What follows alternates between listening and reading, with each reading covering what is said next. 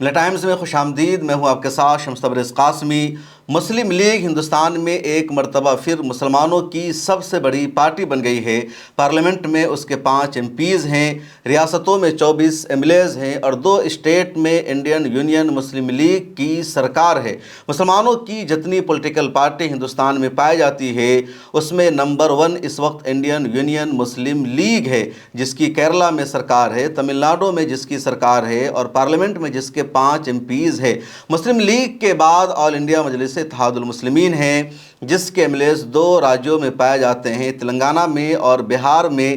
لیکن کہیں بھی آل انڈیا مجلس اتحاد المسلمین سرکار کا حصہ نہیں ہے.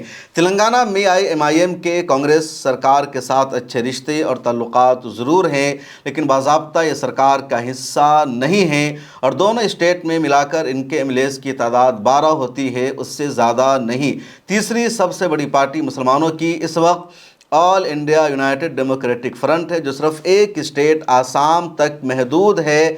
کبھی اس پارٹی کے اسم میں 3 ایم پیز ہوتے تھے, 18 ایم ایل ایز ہوتے تھے, لیکن اس مرتبہ آل انڈیا یونائٹڈ ڈیموکریٹک فرنٹ کے اسم میں صرف 2 ایم ایل ایز ہیں. انڈین سیکولر فرنٹ کے پاس بھی 1 ایم ایل اے ہے. کچھ اور پارٹیاں رہی ہے, لیکن ان سب میں زیادہ چرچا لوگ IMIM کی کرتے ہیں. اسد الدین اویسی کی زیادہ بات چیت ہوتی ہے, لیکن سچائی یہ ہے کہ اس وقت سب سے بڑی پولیٹیکل پارٹی مسلم لیگ بن گئی ہے.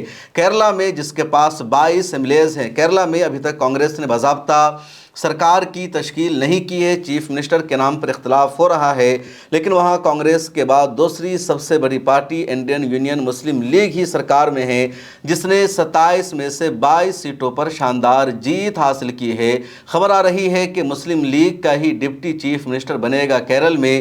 تمل ناڈو میں انڈین یونین مسلم لیگ کو حالیہ چناؤ میں صرف 2 سیٹوں پر جیت ملی, لیکن مسلم لیگ کی 2 سیٹوں نے ہی وجے جوسف کے چیف منسٹر بننے کا راستہ آسان کر دیا. جب تک انڈین یونین مسلم لیگ نے حمایت نہیں کی تھی, وجے جوسف کو گورنر کی طرف سے سرکار بنانے کی پرمیشن نہیں مل رہی تھی. جیسے ہی مسلم لیگ نے انکنڈیشنل سپورٹ کا اعلان کر دیا, اپنا لیٹر جاری کر دیا, اس کے بعد وجے جوسف کو ملنے والی حمایت کی تعداد یا سیٹوں کا جو فگر 118 ہو گیا. پھر تمل ناڈو کی ایک اور پارٹی نے حمایت کر دی اور اس طرح 120 سیٹوں کی حمایت مل گئی ہے وجے جوسف کو. گورنر کو پورا ڈیٹا انہوں نے پیش کیا. 118 سیٹ میجورٹی کا آنکڑا ہے تمل ناڈو کا, اور اس طرح وجے جوسف چیف منسٹر بننے میں کامیاب ہو گئے. 18 مئی کو انہیں بہومت کو ثابت کرنا ہوگا, فلور ٹیسٹ کرنا ہوگا. گورنر نے باضابطہ کہہ دیا ہے, کیونکہ وجے جوسف کو گورنر کی طرف سے سرکار بنانے کی اجازت نہیں مل رہی تھی. گورنر کی طرف سے کہا جا رہا تھا پہلے آپ بہومت کا ڈیٹا پیش کیجئے, لیٹر بتائیے کہ کون کون آپ کے ساتھ ہے, اور جب تک باضابطہ ثابت نہیں ہو جاتا کہ 118 سے زیادہ ایم ایل ایز کی حمایت آپ کو حاصل ہے, سرکار بنانے کی اجازت نہیں دی جائے گی. 10 مئی کا دن آخری دن بچا تھا. اگر 10 مئی کی شام تک وہ حلف نہیں لے پاتے تو شاید تمل ناڈو میں دوبارہ چناؤ ہو سکتا تھا, گورنر رول بھی نافذ ہو سکتا تھا.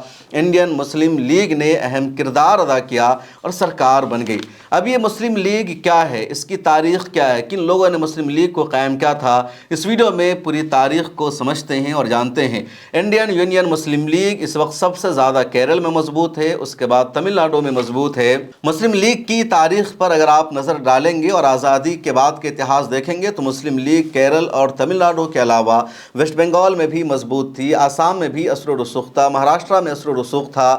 لیکن اس وقت مسلم لیگ صرف 2 اسٹیٹ میں محدود ہو گئی ہے, اور اب مسلم لیگ کی کوشش ہے پین انڈیا اپنا انفلوئنس کرنے کی, یا پورے انڈیا میں اپنا اثر و رسوخ قائم کرنے کی. یہ جو مسلم لیگ ہے اسی مسلم لیگ کا پارٹ ہے جس مسلم لیگ نے آزادی کی لڑائی میں اہم کردار ادا کیا تھا.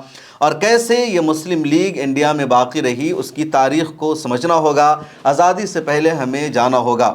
جب انڈیا میں آزادی کی لڑائی کانگریس لڑ رہی تھی, مسلمان بھی کانگریس کے ساتھ تھے اور آزادی کی لڑائی میں کانگریس کو سپورٹ کر رہے تھے. اس کے بعد یعنی जैसे 20वीं सदी का आगाज़ होता है, मुसलमानों को एहसास होने लगा कि कांग्रेस मुसलमानों के राइट का मुकम्मल तौर पर ख्याल नहीं रख पाएगी, या जब अंग्रेज़ भारत को छोड़कर जाएंगे तो इंडिया में जो सरकार बनेगी वो हिंदुत्व मेजॉरिटी वाली सरकार होगी। कांग्रेस में हिंदुओं का असर व रसूख है और मुसलमानों के मुकम्मल हुकूक़ की हिफाजत नहीं हो पाएगी।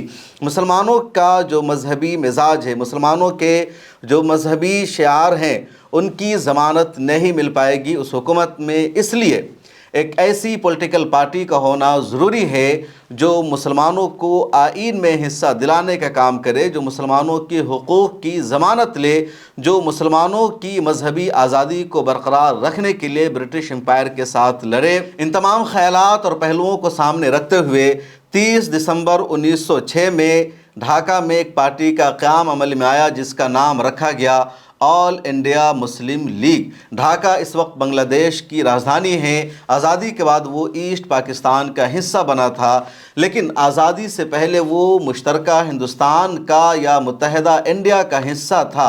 चुनांचे ढाका में 30 दिसंबर को दानिशवरान इकट्ठा हुए, बड़े बड़े मुसलमान रहनुमा इकट्ठा हुए और ऑल इंडिया मुस्लिम लीग की बुनियाद रखी गई। जिन लोगों को ऑल इंडिया मुस्लिम लीग का फाउंडर माना जाता है उसमें एक बड़ा नाम है नवाब सलीमुल्लाह खान का, आगा खान का, नवाब मोहसिनुल मुल्क का और वक़ारुल मुल्क का।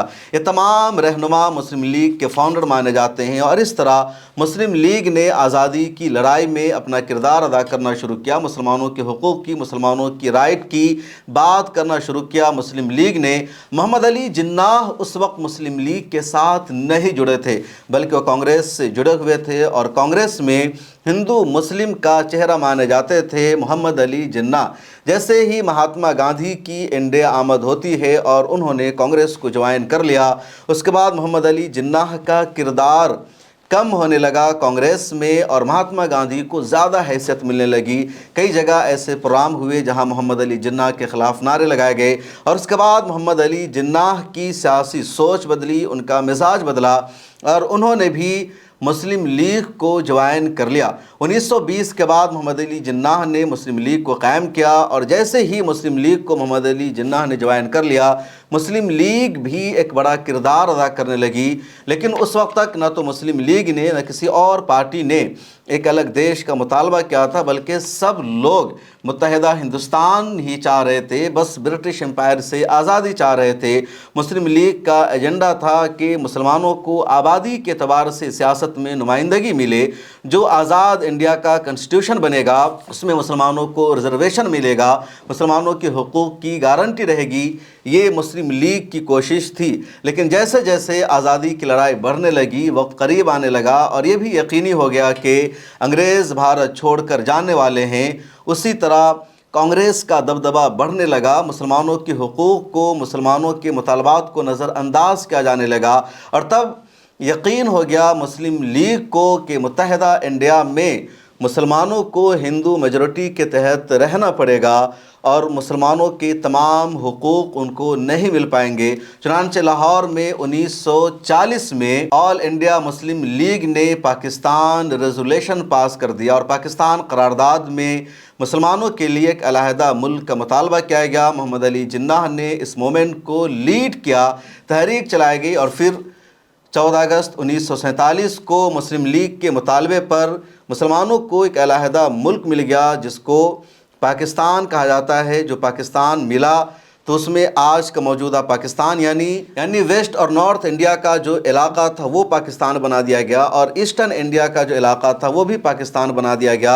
बाद में उसको नाम दिया गया वेस्ट पाकिस्तान और ईस्ट पाकिस्तान, और वही ईस्ट पाकिस्तान 1971 में एक अलग मुल्क बन गया जिसको आज बांग्लादेश कहा जाता है।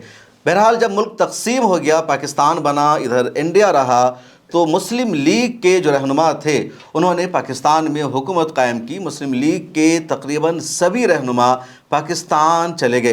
कुछ रहनुमा थे जो इंडिया में बच गए और उनके लिए इंडिया को छोड़कर जाना पॉसिबल नहीं था। अब उन लोगों ने फैसला किया कि हमें इंडिया में क्या करना चाहिए। क्या मुस्लिम लीग को इंडिया में मुकम्मल तौर पर ख़त्म कर देना चाहिए, इंडिया में मुस्लिम लीग नहीं रहना चाहिए, या फिर मुस्लिम लीग को आगे जारी रखना चाहिए। जो रहनुमा मुस्लिम लीग से जुड़े हुए थे आज़ादी से पहले और वो हिजरत करके पाकिस्तान नहीं गए, उन्होंने 1948 میں یہ فیصلہ کیا کہ ہمیں انڈیا میں بھی مسلم لیگ کو جاری رکھنا ہے۔ اب انڈیا میں مسلم لیگ کو جاری رکھنے کا مطلب تھا انڈیا کے کنسٹیٹیوشن کو تسلیم کرنا، انڈیا کے قانون کو ماننا، اور آزادی سے پہلے مسلم لیگ کا جو ایجنڈا تھا، جو منشور تھا، اس تمام منشور کو ختم کر دینا۔ مسلم لیگ کے رہنماؤں نے وہی کیا جو انڈیا میں رہ گئے تھے، انہوں نے انڈیا کے کنسٹیٹیوشن کو تسلیم کیا، انڈیا کے نظام کو مانا، اور یہ فیصلہ کیا کہ ہمیں انڈین مسلمز کے رائٹ کے لیے، انڈین مسلم کے حقوق کے لیے لڑنا ہے، کیسے بھارت کے مسلمانوں کو سیاسی نمائندگی مل سکے، کیسے بھارت کے مسلمان زیادہ سے زیادہ سیاسی طور پر باشعور ہو سکے، اس بات کے لیے ہمیں جد و جہد لڑنی ہے۔ اور اسی ایجنڈا کے تحت 1948 میں انڈین یونین مسلم لیگ کی بنیاد رکھی گئی۔ انڈین یونین مسلم لیگ کی بنیاد میں اہم ترین کردار ادا کیا قائد ملت محمد اسماعیل صاحب نے، ای احمد صاحب نے، پی کے کنالی صاحب نے، ابراہیم سلیمان سیٹھ نے، اور دوسرے اہم ترین رہنما نے۔ یہ سب مسلم لیگ کے ممبر تھے، جڑے ہوئے تھے، لیکن جب پاکستان نہیں گئے تو انہوں نے انڈیا میں ہی مسلم لیگ کو دوبارہ قائم کیا اور نام رکھ دیا گیا انڈین یونین مسلم لیگ۔ جیسے ہی انڈین یونین مسلم لیگ کی تشکیل ہوئی، دوبارہ سے اس پارٹی نے چناؤ لڑنا شروع کیا اور سب سے زیادہ کامیابی ملی مدراس صوبے میں۔ آج کا چنئی پہلے مدراس کہلاتا تھا۔ کیرلا اس وقت یعنی 1948 میں ایک الگ صوبہ نہیں بنا تھا۔ مدراس صوبے میں کیرلا آتا تھا، تمل ناڈو کا کچھ علاقہ آتا تھا اور آندھرا پردیش کا بھی کچھ علاقہ آتا تھا۔ اس کے علاوہ مسلم لیگ کے جو ممبران تھے وہ آسام میں بھی تھے، ویسٹ بنگال میں بھی تھے، مہاراشٹر میں بھی تھے۔ مسلم لیگ نے جب اسمبلی اور لوک سبھا کا چناؤ لڑنا شروع کیا تو مسلم لیگ کو نارتھ انڈیا کے مقابلے میں سب سے زیادہ ساؤتھ انڈیا میں کامیابی ملی۔ مدراس صوبے کا مالابار کا جو علاقہ تھا، جو کالی کٹ کا علاقہ کہلاتا ہے، اس وقت کیرلا میں ہے، وہاں سب سے بڑی کامیابی ملی مسلم لیگ کو۔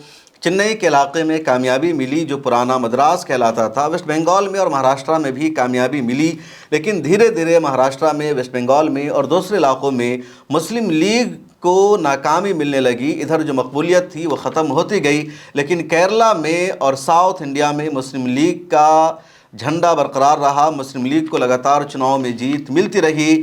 چنئی میں ہی فیصلہ ہوا تھا، یعنی جو پرانا مدراس ہے وہیں دوبارہ سے انڈین یونین مسلم لیگ کی بنیاد رکھی گئی تھی، چنانچہ کیرلا مسلم لیگ کا نیا گڑھ بننے لگا۔ اور اس کے بعد جو بھی سرکار بن رہی تھی کیرل میں، 1956 میں کیرل باضابطہ ایک صوبہ بنا تھا، اس میں مسلم لیگ کا اہم ترین کردار بھی ہوتا تھا۔ لیکن سال 2026 میں کیرل کا جو الیکشن ہوا، جو رزلٹ آیا، تو پچھلی مرتبہ کے مقابلے میں سب سے زیادہ جیت ملی ہے۔ 27 سیٹوں پر انڈین یونین مسلم لیگ کیرل میں چناؤ لڑ رہی تھی اور اس مرتبہ 22 سیٹوں پر جیت ملی ہے۔ پہلی مرتبہ 22 سیٹوں پر جیت ملی ہے۔ تمل ناڈو میں بھی 2 سیٹوں پر جیت مل گئی ہے۔ لوک سبھا میں مسلم لیگ کے 3 ایم پی ہیں اور راجیہ سبھا میں 2 ایم پی ہے۔ 3 لوک سبھا کے ایم پیز میں سے 2 کا تعلق کیرل سے ہے اور 1 کا تعلق تمل ناڈو سے ہے۔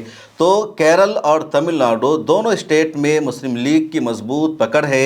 اگر آپ مسلم لیگ کی ویب سائٹ کو کھولیں گے یا ویکیپیڈیا پر جائیں گے تو مسلم لیگ کا ہیڈ کوارٹر آپ کو چنئی میں ہی ملے گا، اور اس وقت مسلم لیگ کے جو قومی صدر ہیں کے ایم محی الدین، ان کا بھی تعلق چنئی سے اور تمل ناڈو سے ہیں۔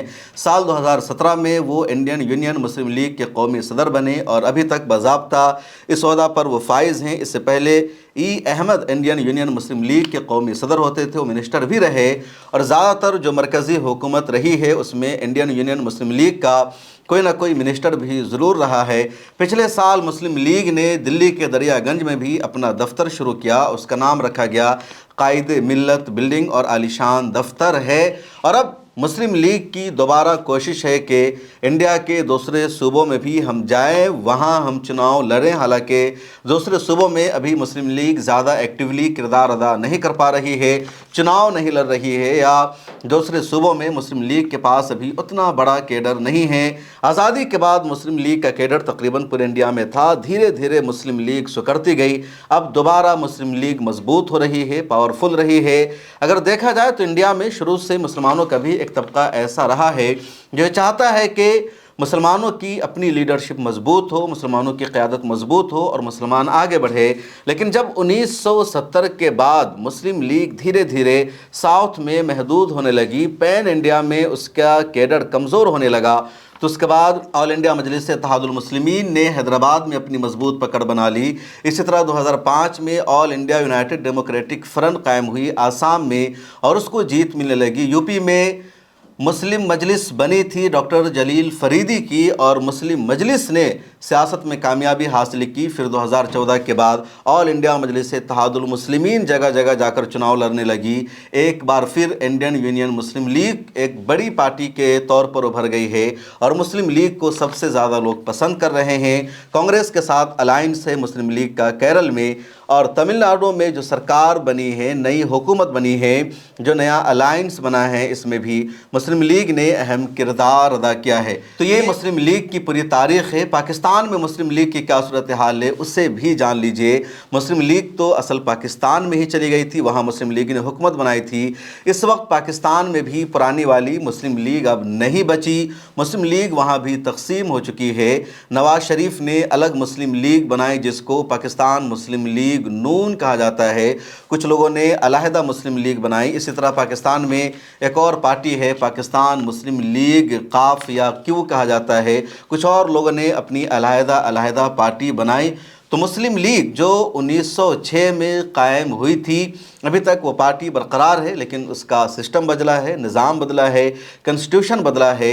انڈیا میں جو مسلم لیگ ہے اب وہ IUML کہلاتی ہے، پاکستان میں جو مسلم لیگ ہے اس کا الگ ایجنڈا اور الگ ہدف ہے، لیکن ایک بات کامن ہے، مسلمانوں کے حقوق کے لیے لڑنا، مسلمانوں کو سیاسی طور پر مضبوط کرنا، کنسٹیٹیوشن میں مسلمانوں کو مکمل طور پر نمائندگی ملے، اس کے خاطر جد و جہد کرنا۔ اور آج بھی مسلم لیگ اسی ایجنڈا کے تحت چناؤ لڑ رہی ہے، اور اسی وجہ سے مسلم لیگ کو کیرل میں اور دوسرے صوبوں میں کامیابی بھی مل رہی ہے۔ اس ویڈیو میں اتنا ہی۔ آپ کی کیا رائے ہے کمنٹ سیکشن میں لکھیے۔ مجھے دیجیے اجازت۔ ملا ٹائمز کا کام اگر آپ کو پسند آتا ہے تو ہماری ممبرشپ اور سبسکرپشن لے لیجیے، ڈسکرپشن میں لنک موجود ہے۔